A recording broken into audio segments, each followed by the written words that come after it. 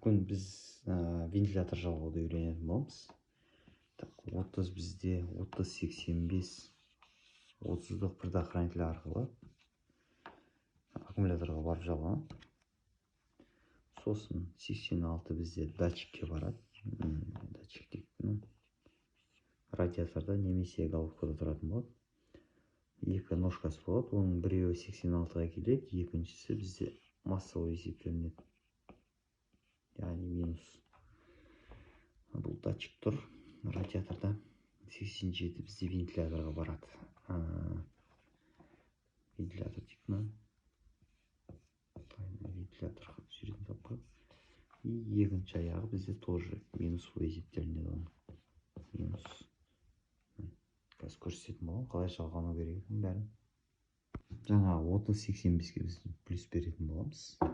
Мына ножка. 86-ға міне 20 датчикті яғни жалғадым. Тоже дейді. Датчик температураны охлаждение жидкости. Енді мұны біз мына бір аяғын минусқа беретін боламыз. Мынау бізде вентилятордың плюсіне шығатын болады. Менде мынандай кішкентай вентилятор бар. Қазір соған жалғап көрсететін боламын. Барлығын жалғап қойдық. Қазір мынаны ыстық суға салатын боламын. Датчикті барлығын жалғап қойдық. Қазір ыстық суға салатын боламыз. Мына датчикті. Бұда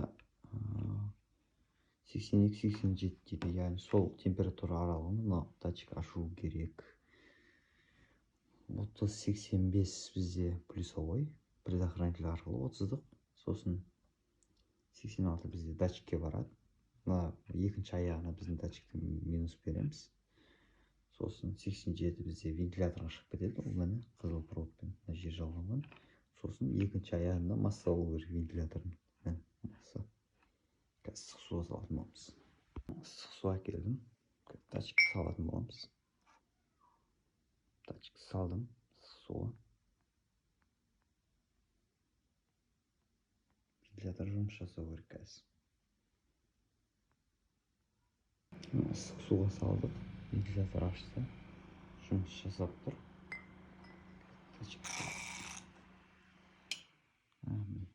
Суды өзі өшті.